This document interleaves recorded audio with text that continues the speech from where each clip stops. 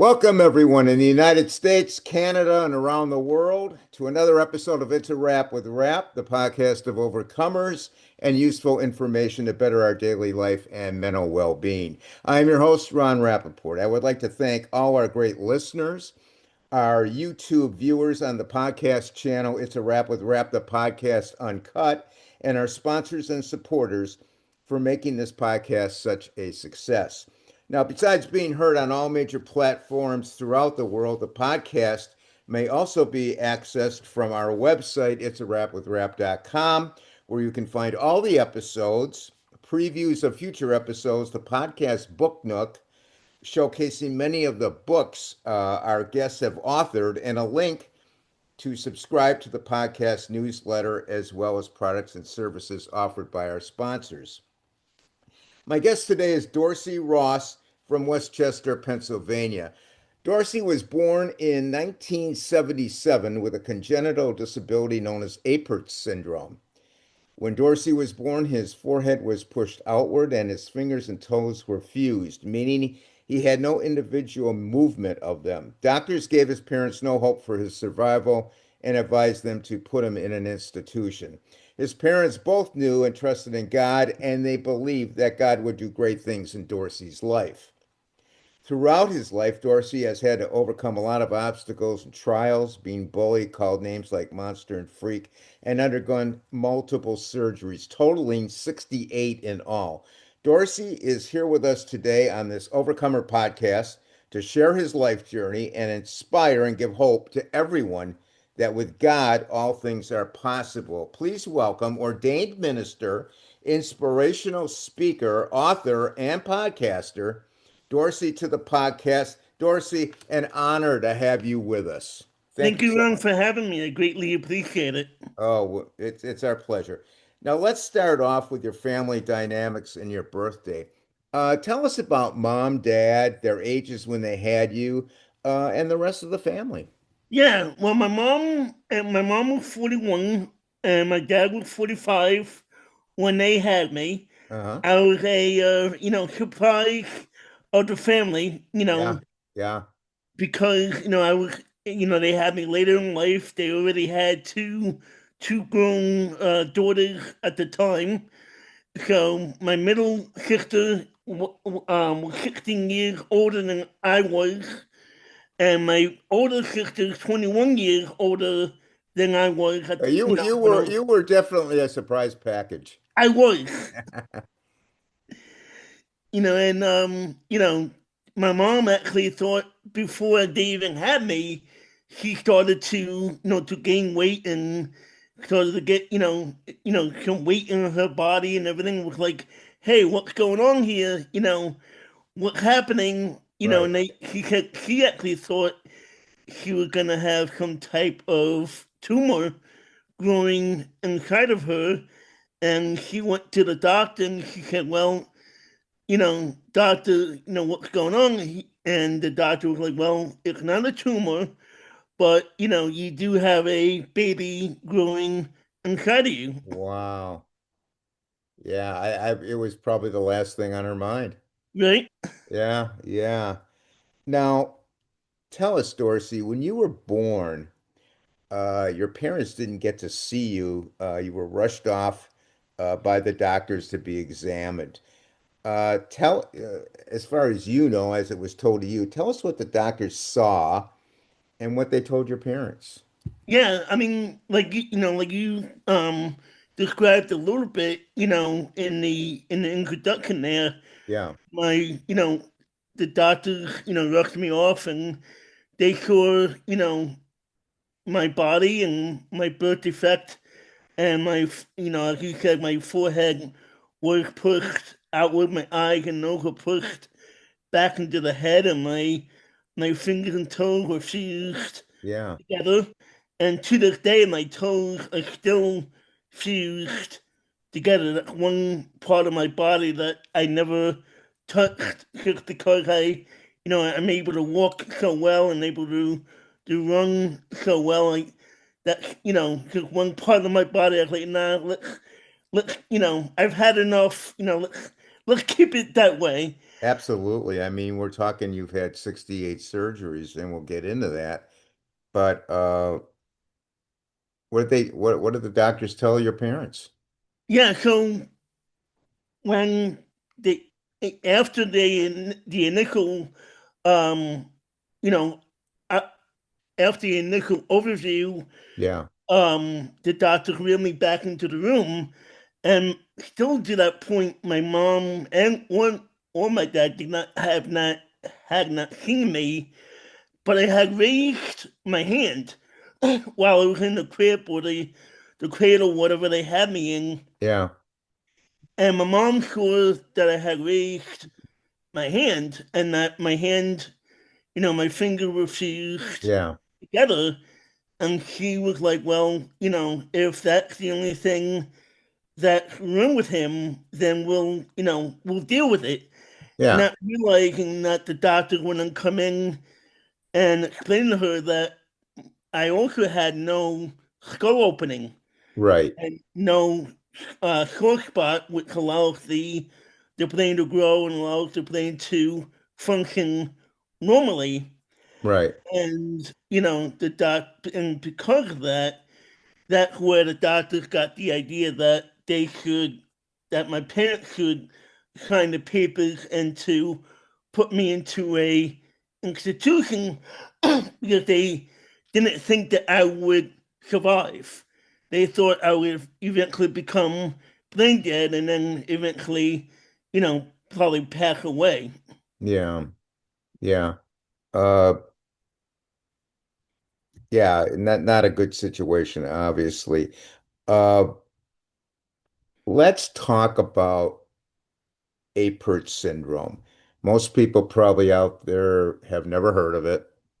I've got to be honest with you, I never heard of it before this. Uh, how often does it occur? And tell us about the characteristics of it. And what are the chances, Dorsey, of you passing it to your offspring if the situation arises that you ever decide to have a family? Right. I've heard different numbers as far as how often it happens. I've Right. heard between 166,000 and up to 120,000 births. So, in That other words, we're talking one out of 160,000. some probably a little lower than that, probably about 120. Still, very rare. Correct. Yes. Yeah. It is a very rare, birth defect. Yeah. Uh, And tell for us me, about it. What are the characteristics of it? it's a skeletal, um, you know, birth defect, meaning it affects the bones of the body, Right. and it affects the arms, it affects the face, the hands. Um, it can vary, to different degrees.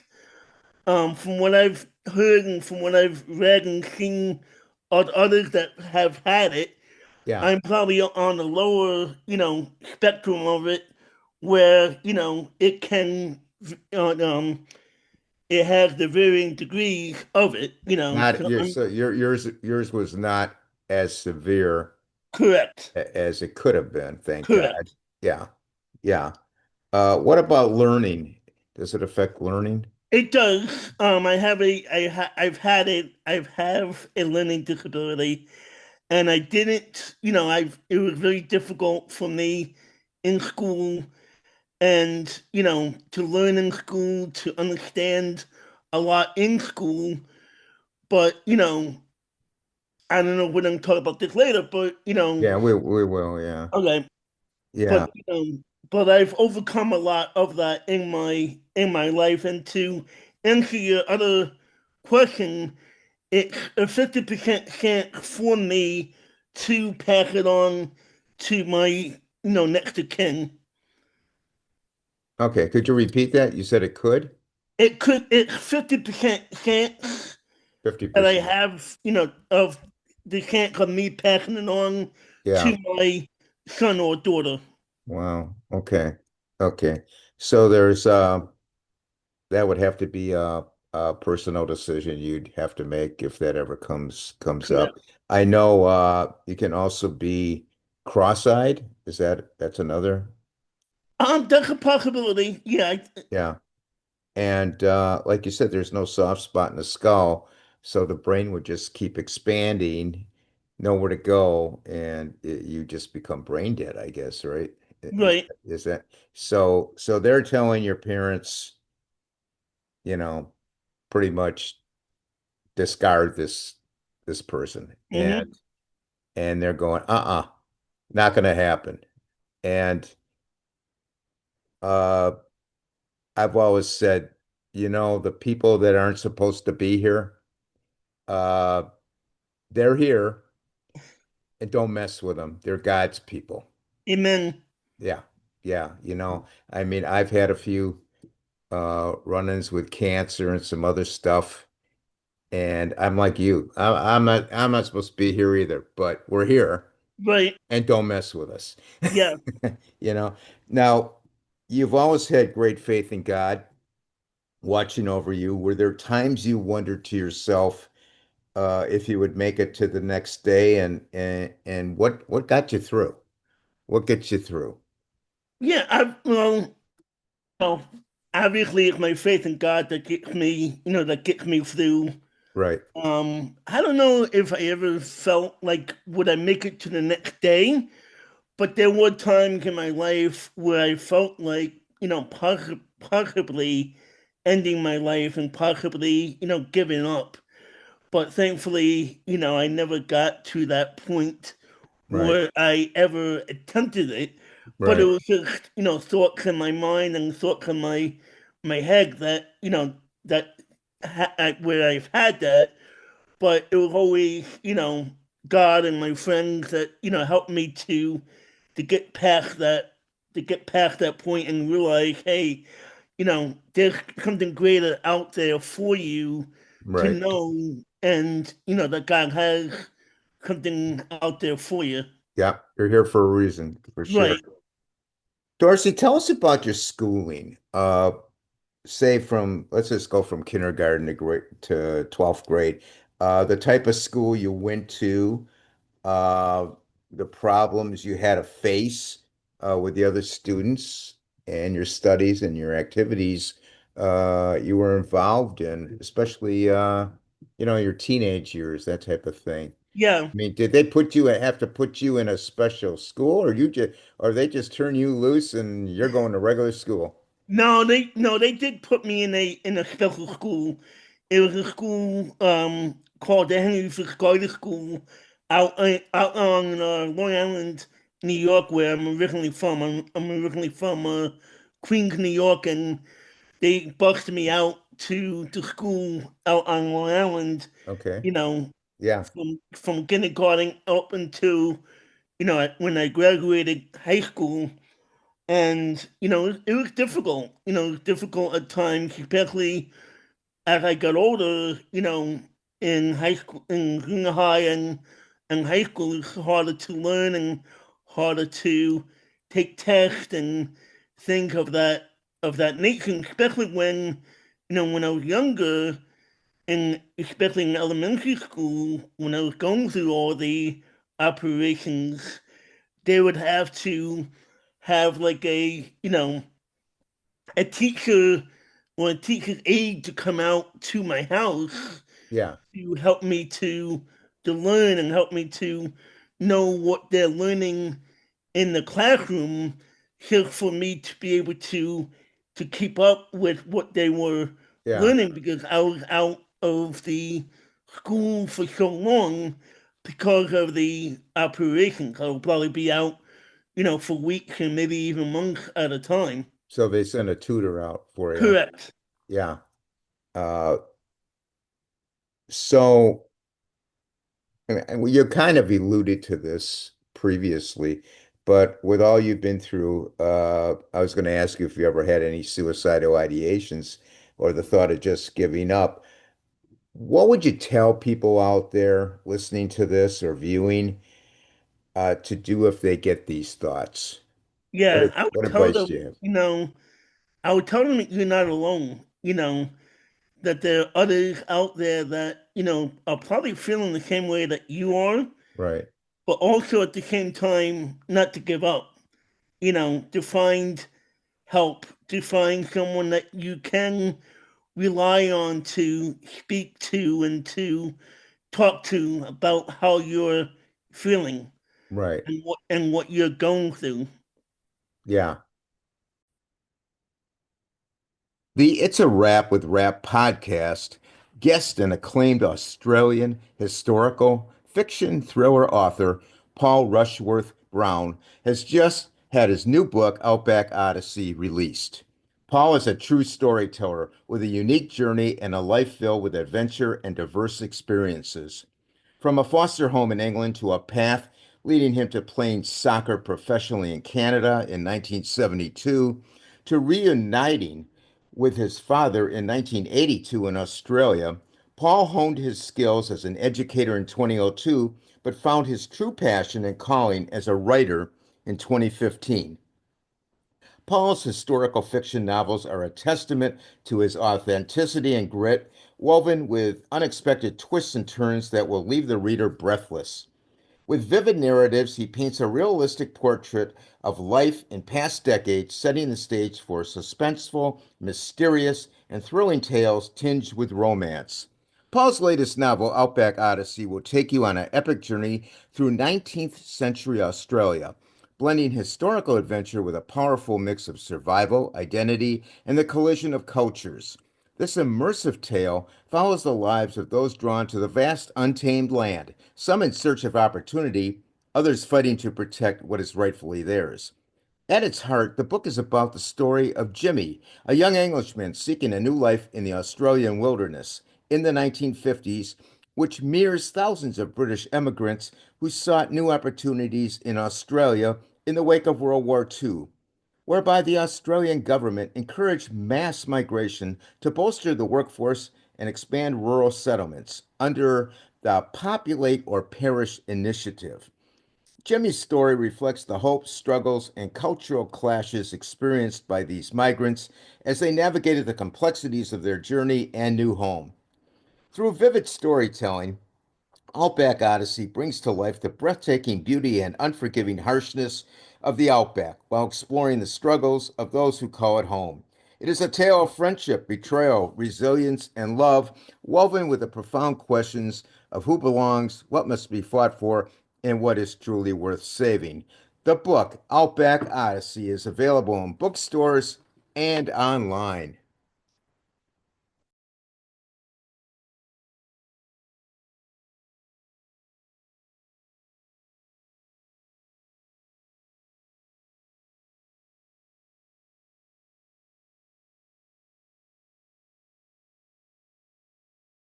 Now, you've gone through 68 surgeries, is that correct? Correct. Tell us, I mean, that's a lot. I mean, when you now, what ages did that span from? Well, the first one was at 6 weeks of age, and that was to open the skull Yeah, to allow and to relieve the pressure on the brain to, allow my brain to grow and allow it to function normally. right, And, one of the nurses, to go back a little bit, one of the nurses in the hospital where I was born at in Queens had mentioned to my parents that, hey, there's doctors at Columbia Presbyterian Hospital, which is now a very well known hospital, sure. were doing operations on babies, like your son. Yeah. Why don't you take him there and see what they will say and what they will do? And they said, yeah, we'll help him. There'll be a lot of difficulties and a lot of things he'll have to overcome and face, but he'll survive. We don't know for how long, but he'll survive. And a lot of these were facial surgeries, weren't they? Correct. And most of those I was having at NYU Hospital in Manhattan. Okay, probably NYU Lagome or whatever. Yes, Yeah. correct. Now, which ones were the hardest that you had to go through? Definitely the facial operations. Were they painful? They were they were painful. Had to have my jaw broken and moved forward. I believe it Yeah, was twice. They yeah, had to wire my jaw, shut a couple times yeah. to keep it in place. Had different not a mask but some type of metal thing on my face to just to keep everything in place and from not moving. Uh, that I mean, 68 surgeries, that's just amazing. I know there's people out there who have things wrong with them and everything, but when I read your story and I hear about this, I go, hey, I got nothing to complain about. You know, uh, nothing compared to what Dorsey's been through. How did you keep your spirits up? How did you keep your strength up? I mean, you're just a young guy. When Right. you're going through all this, this is just, a lot. Yeah. How did you do it? It was, definitely my parents. My parents were big help in that, Yeah, were my biggest, support system that I had yeah, with that. As I got older, it was my faith in God and my, my faith and my support with Him yeah. and everything. God was with you the whole time. Yes, absolutely. Is mom and dad still here with us? Dad is still alive. He's 94 years old. Just Wow. turned 94 in May. Happy birthday. Unfor- Unfortunately, my mom passed away back in 2002 Mm. while I was at Bible college. Oh, that's too bad. I'm sorry to hear that. Uh, how is Apert syndrome, by the way, for those out there listening or viewing, it's spelled Apert if you want to look it up. Apert syndrome. How's it affected your social life as an adult, such as dating and pursuing new friendships and maintaining old friendships? Yeah. Um,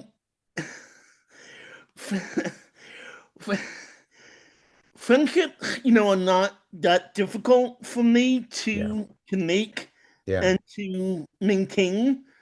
A lot of those, are people that I knew from college and from church that I maintain and that I yeah, connect with.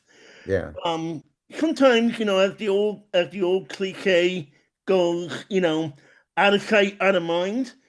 So unfortunately, and I think that goes for anybody, regardless of disability. oh yeah, So unfortunately, I don't maintain the close friendships that I had back in New York as much as I would like to. It's yeah, more or less me, connecting with them.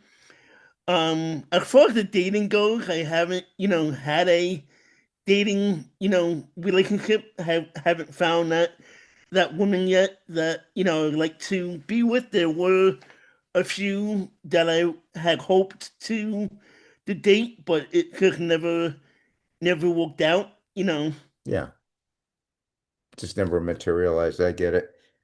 Uh, have you met along the way, Dorsey, people dealing with Apert syndrome on a personal level? And how rewarding was it to actually uh, meet those people? Yeah, I've met several people with that disability. Actually, I'll give you a little story of how I met somebody just Yeah, recently in my own town. yeah, I work at a retail store in my neighborhood, and and I work as a cashier. So I'm on the register, and I make sure everybody's, doing their thing. And I noticed there's a woman and a man, that are off to the side. Yeah. And they're looking at me and I'm looking at them and, I guess they're trying to decide, what register to go to. Yeah. And my line finally cleared out and she comes up to me and I'm looking at her and, helping her, bag her stuff and check out her stuff. And I notice her hand. And her hands are different than normal people. And I'm like, those hands look like my hands. Right. And I'm like, wait a minute, this can't be. It's not. It's like we mentioned earlier. It's a very rare, rare This is the disorder. one. This is the one out of 160,000. Right, exactly. Yeah. And I was like, and it was quieting down, so I was able to talk to her for a minute. And I said to her, I was like, "Can I ask you a question?" She's like, "Yeah." She's like, I was like, "What is the name, if you don't mind me asking, what is the name of your disability?" Hmm. And she's like, Apert Syndrome. And I was like, well, that's the same thing that I have. Yeah. So we got talking for a minute, and unfortunately, we weren't able to, connect as far as phone number or email, anything like that. But maybe, another time if she comes into the store again, I'll be able to get her phone number. Yeah. Yeah. I mean, you guys can maybe expand on that relationship. Now you were told uh by a high school teacher, maybe more than one, I'm not sure, that college would be an absolute no-go for you. Uh, but you, knowing the word can't is not in your vocabulary, tell me, how did that turn out? How Well, accurate was that teacher? obviously that teacher was not that accurate because I was able to go to college and get two associate's degrees and came out of Bible college with one bachelor's degree in youth ministry. That's great. My That's mom, great. again, my parents were very supportive of me, and you know, they said, if Dorsey thinks he can make it in college, he can and he will. And I Yeah, had, I remember one day I was sitting in the living room. My mom was in the kitchen, and I asked my mom, and it was before I even started college. I had asked her, I said, how long do you think it will take me to finish college? And she responded with, I don't care if it takes you 10 years or, not, 10 years as long as you finish. right, right. And she wasn't too far off because it took me 4 years in a 2-year community college and another 5 years at a Bible college for a total of 9 years. So she wasn't too far off.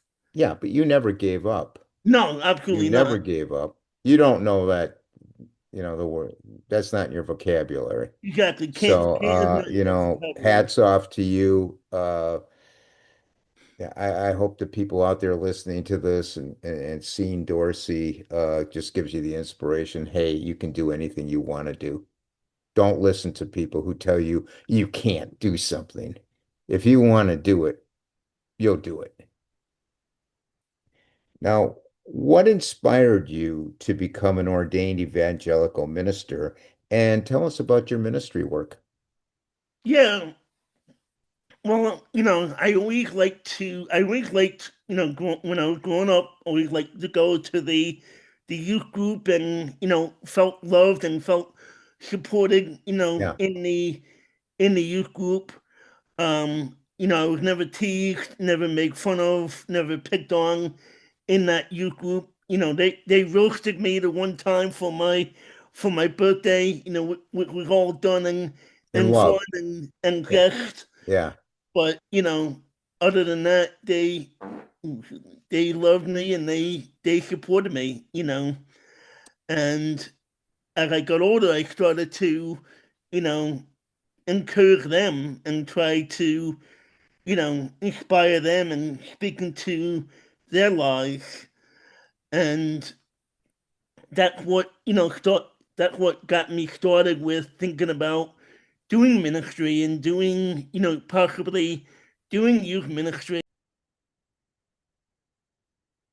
To all patients and caregivers out there, Rare Patient Voice, a supporter of the It's a Wrap with Rap podcast, is paying for your input. Patients 16 years and older and caregivers, family, and friends of any disability, disorder, syndrome, illness, or condition have the opportunity to express their opinions through surveys and interviews to improve medical products and services. Who knows your journey better than you? Rare Patient Voice puts you in touch with researchers who are developing products and services that can help you and others with your condition. These researchers need input of patients to develop products and services that have a significant impact on patients' lives. Over the past 9 years, Rare Patient Voice has paid patients over $10 million. When you join Rare Patient Voice, you may be invited to participate in interviews, surveys, or online communities where you will share your insights. Rare Patient Voice has hundreds of studies running at any time, so there are many opportunities to participate. You will earn $120 per hour or $2 a minute, depending on the length of the survey, for participating in these studies. By making your voice heard, you are a catalyst for change. Rest assured, your input will be used to help other patients like you. There is no cost at all for you to participate. You can get more information and sign up by clicking the link in the sponsor's notes of this podcast or the link provided in this announcement.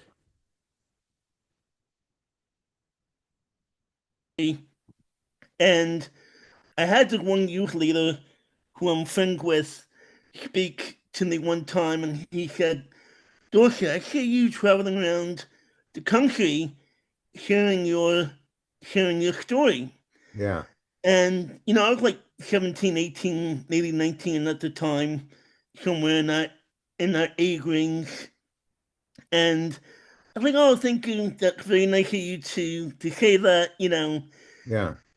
And back then, you may be able to hear a little bit of it now, but back then my speech impediment was was a lot worse than it is now. It, Oh, you're it's speaking improved. quite well, quite well.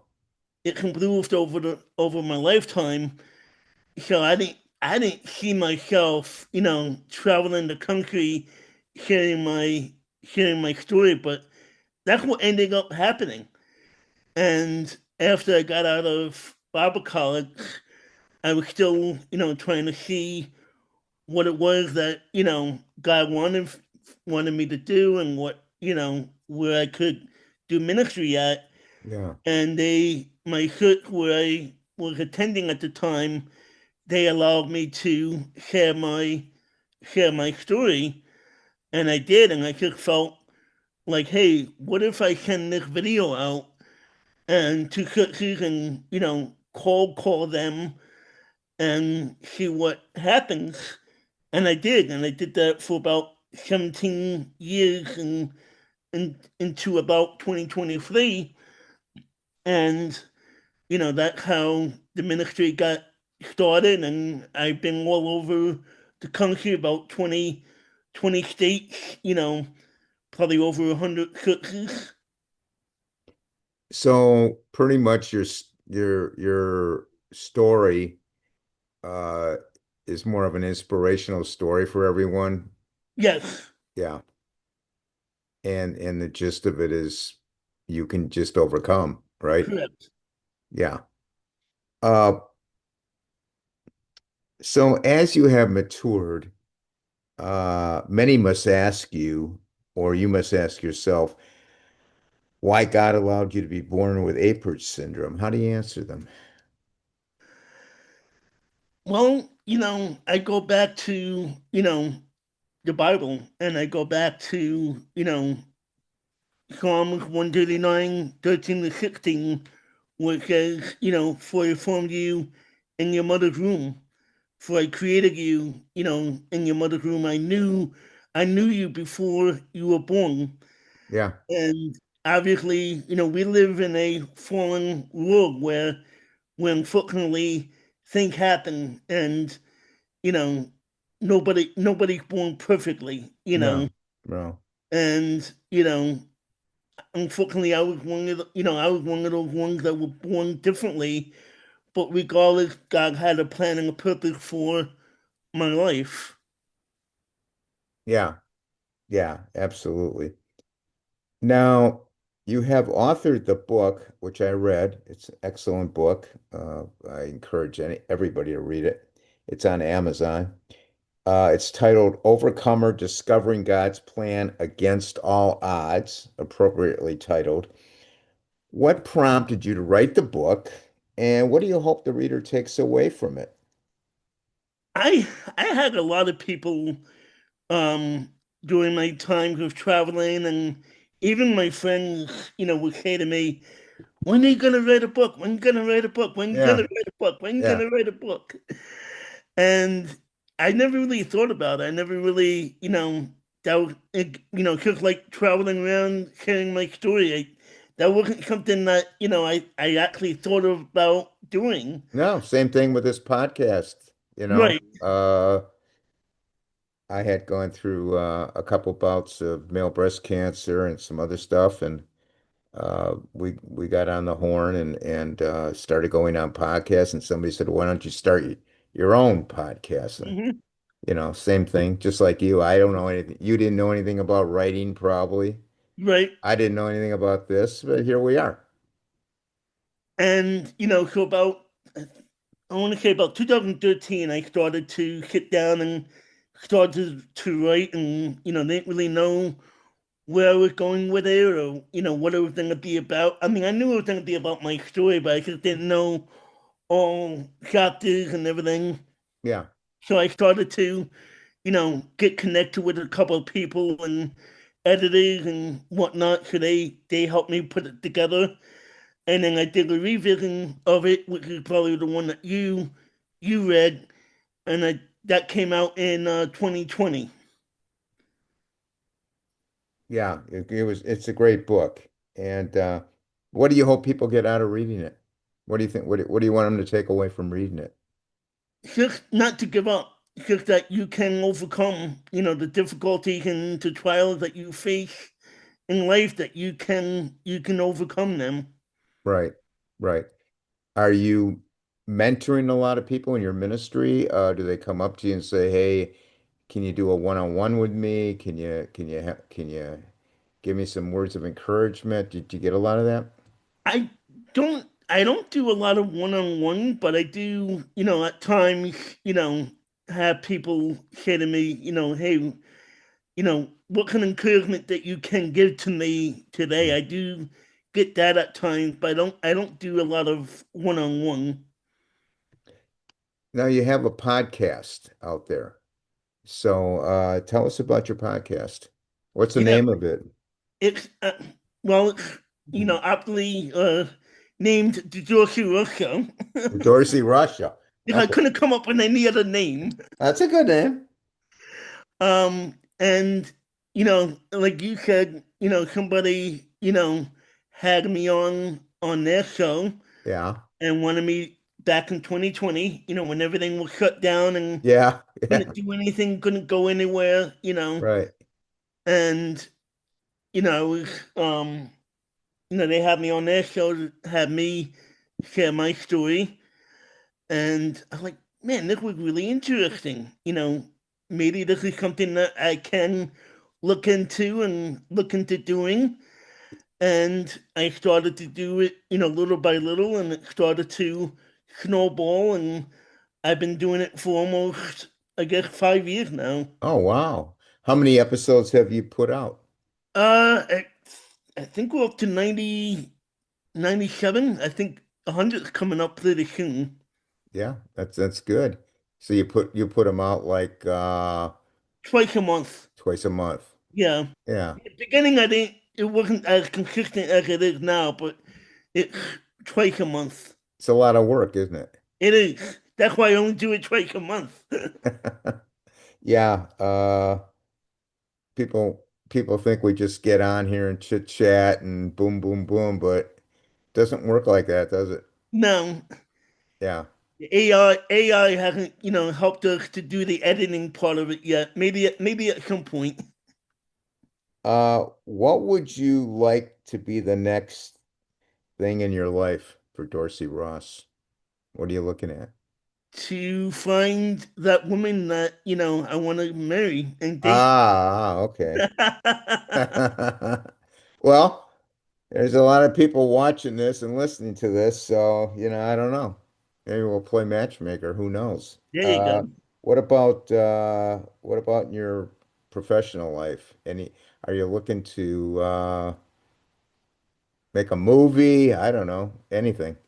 No, probably not a movie. I would like to, find a better, maybe find a better job.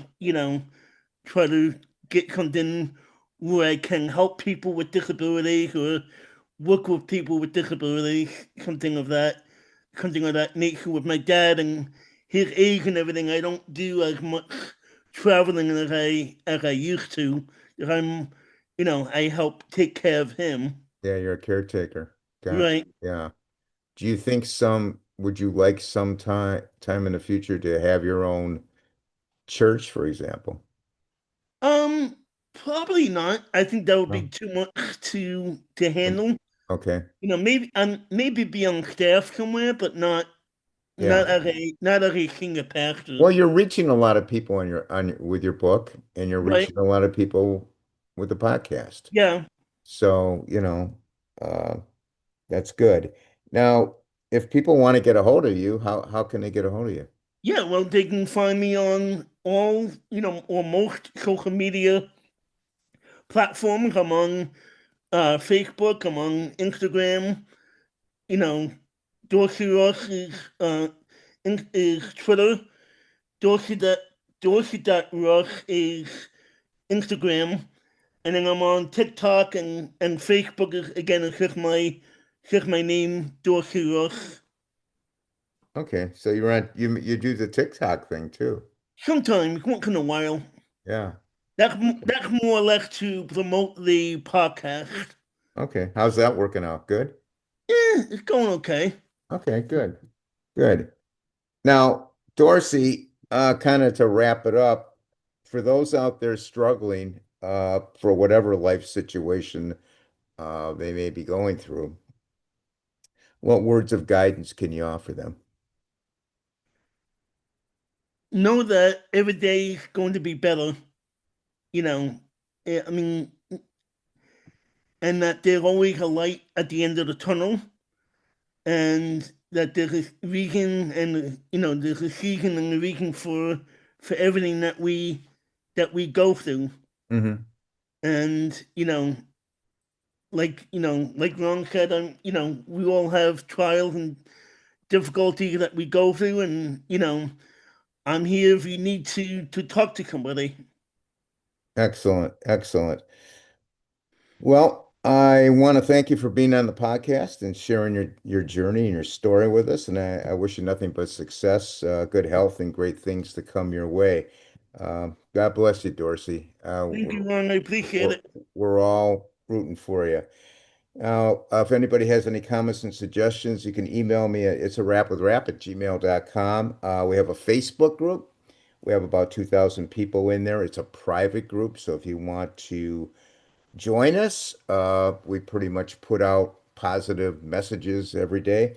It's called It's a Rap with Rap, and Instagram It's a Rap with Rap podcast. We are on X or Twitter at Rapper WRAPPER 130. Our website is itsarapwithrap.com. And we are on YouTube. We have our own YouTube channel. You can get all the episodes on YouTube. It's a Rap with Rap, the podcast uncut. I want to thank everyone for listening or viewing. I want everybody to please stay safe. And for now, it's a wrap.